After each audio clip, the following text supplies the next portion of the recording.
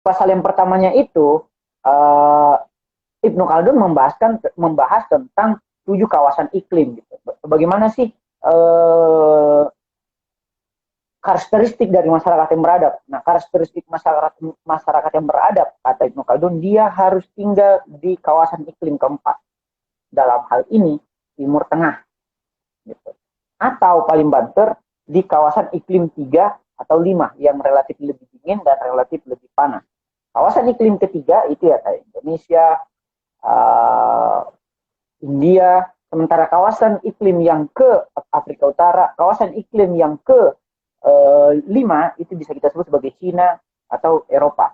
Nah, di luar daripada itu, yaitu kawasan iklim ke-6, apalagi kawasan iklim ke-7, itu sudah sangat dingin, atau yang kita sebut sebagai kutub. Terlepas teman-teman mau percaya bumi bulat atau bumi datar. Nah, kawasan iklim yang kedua, apalagi iklim yang ke-1, itu sangat panas. Jadi agak sulit peradaban akan lahir di situ, baik itu secara kemakmuran, material, maupun tentang karakter akhlak dari masyarakatnya. Itu kalau saya bicara kawasan iklim. Dan ini adalah konsepsi atau novelty yang ditemukan oleh Ibnu Khaldun. Pada tataran ini kita harus angkat topi pada Ibnu Khaldun. Nah, pasal kedua adalah tingkatan-tingkatan peradaban. Nah, bahwa peradaban yang besar itu seringkali lahir dari sebuah struktur pemerintahan yang mencakupi di dalamnya ada trias politika, ada di dalamnya juga tentang TNI, baik itu angkatan darat maupun angkatan laut, ya walaupun dulu tidak ada angkatan darat, kan dari pesawat. Ada tentang lembaga keuangannya, ada lembaga yang bisa mencetak keuangan, ada perangkat-perangkat hukumnya, dalam hal ini supremasi hukum. Bahkan di masyarakat Hijaz atau ketika Rasul masih di Mekah, tepatnya ketika Rasul masih pemuda, Rasul sudah bikin organisasi namanya Hitful Fudul. Nah, Hitful Fudul ini semacam kayak civil society yang mencoba untuk menegakkan amar ma'ruf nahi mungkar. Itu Rasul sudah, di usia remaja sudah ada organisasi masyarakat sipil seperti itu. Ya, kalau di Indonesia mungkin kayak NU atau Muhammadiyah. Nah, Rasul itu sudah bikin itu. Ini kan jarang diekspos karena kita tidak mengetahui kehidupan remajanya Rasul. Nah, misalnya kalau di di Timur Tengah ya ada Hamas ya kayak gitu. Nah, di pasal yang ketiga sini yang sempat saya catat, Ibnu Khaldun membahas tentang kerajaan dan kekhalifahan. Jadi dia berbicara tentang struktur-struktur kekuasaan. Nah, di sini yang sempat saya catat juga bahwa Ibnu Khaldun membahas apa sih kriteria dasar dalam memilih pemimpin. Apa syaratnya memilih pemimpin. Nah, Ibnu Khaldun menjelaskan ada 4. Yang pertama, pemimpin itu haruslah seseorang yang adil. Itu yang paling pertama. Dia harus pemimpin, dia harus orang yang adil. Artinya kalau dia tidak adil, tidak bisa dikategorikan sebagai pemimpin. Yang kedua, pemimpin adalah seorang yang harus berilmu pengetahuan. Nah, kalau kita maksudnya berilmu pengetahuan, semua orang berilmu pengetahuan kali. Nah, itulah mengapa kita harus baca buku. Nah, tadi malam saya teleponan sama teman, dia bilang, kenapa sih kita harus baca buku gitu ya? Kenapa tidak internet aja gitu? Kenapa tidak internet? Saya kan internet sudah mudah, nyaman, cepat gitu. Masih baca buku kok gitu. Jawab gini gitu. Internet hanya menjelaskan apa, tapi tidak menjelaskan mengapa apa itu bisa terjadi. Oke. Nah, misalnya internet pasti akan membahas apa itu kriteria, Google blog pasti akan membahas apa kriteria pemimpin. Misalnya berilmu pengetahuan tadi, tapi kita kan tidak tahu mengapa Ibnu Khaldun mengatakan bahwa syarat menjadi pemimpin adalah berilmu pengetahuan. Ya, semua orang kan berilmu pengetahuan. Nah, dalam buku ini dijelaskan berilmu pengetahuan yang dimaksud adalah pemimpin tersebut, calon pemimpin tersebut haruslah menguasai atau bisa menjadi seorang mujtahid, yaitu dia bisa melakukan istinbat hukum. Nah, tidak mesti jadi fuqaha gitu, tetapi dia harus setidaknya menjadi seorang mujtahid. Dia bukanlah seorang yang bertaklid kepada seorang ulama fatwa tertentu. Artinya dia melakukan istinbat hukum, itu artinya dia harus memiliki mengetahui 40 cabang ilmu. Maka pemimpin dalam karakteristik yang dipaparkan sebenarnya oleh Ibnu Khaldun ini adalah pemimpin yang sebenarnya jarang sekali kita temukan. Tetapi di akhir izinkan saya melakukan analisis dari seorang editor bahwa ya kalau memang kriteria pemimpin seperti itu, kenapa Ibnu Khaldun memuji-puji pemimpin yang sebenarnya tidak pantas untuk dipuji. Misalnya di halaman 413 sempat saya catat. bukan 381 dan 387. Teman-teman silakan baca juga bukunya Ibnu Khaldun Muqaddimah. Nah, kriteria yang keempat kalau dia harus berilmu pengetahuan, dia juga adalah orang yang sehat secara jasmani dan rohani. Gitu. Jadi orang yang secara jasmani misalnya dia tuli atau buta agak sulit untuk menjadi pemimpin, apalagi tidak sehat secara rohani. Misalnya dia pemabuk. Nah, orang yang pemabuk kriteria sudah pasti tidak bisa jadi pemimpin. Sekarang itulah bagaimana pemimpin kita, jangan mabuk. Korupsi saja masih kita, tetapi biasanya kita dikasih uang 100-200 ketika pemilihan gitu. Ini kan agak lucu juga gitu. Bagaimana kita mau mengharapkan masyarakat kita baik kalau pemimpinnya tidak baik. Kalau pemimpinnya tidak baik, ya itu akar dari kontestasi pemilihan yang tidak baik pula. Nah, itu tadi. Jadi selain dia harus adil, dia harus berilmu pengetahuan, dalam hari ini seorang mujtahid, dia juga seorang di sini sempat saya catat bahwa dia juga haruslah seorang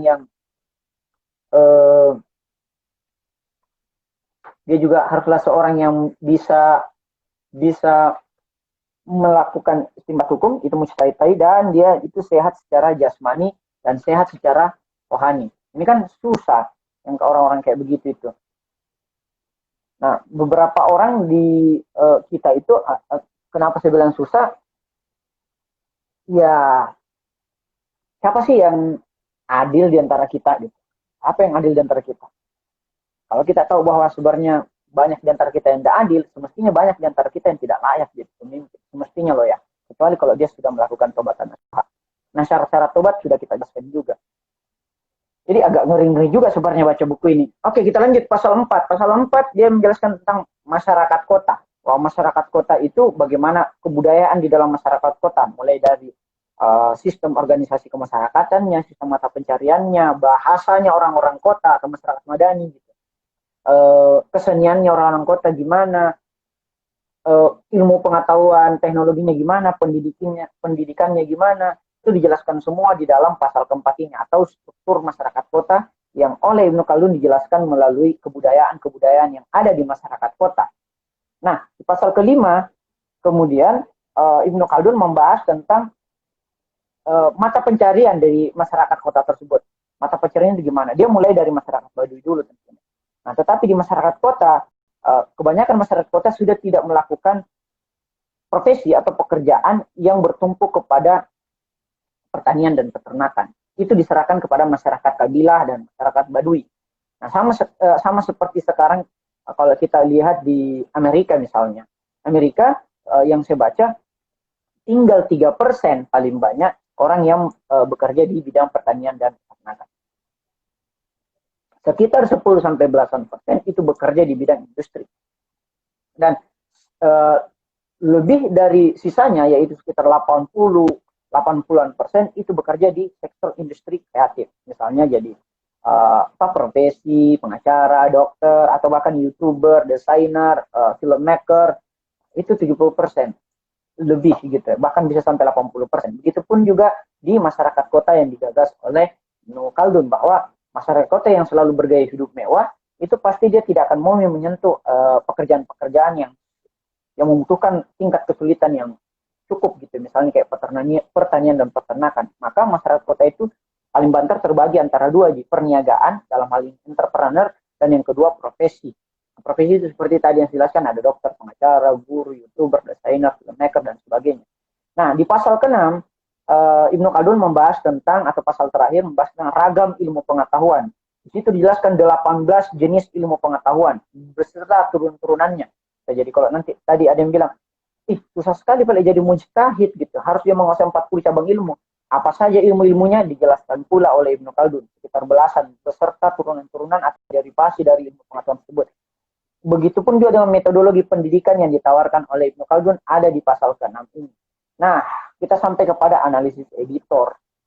Nah, apa sih analisis saya gitu? Kalau melalui bagaimana membaca Ibnu Khaldun melalui Mutahari gitu, yang dijelaskan tadi oleh Resentor Melki, bahwa apa ini pandangan dunianya sebenarnya Ibnu Khaldun.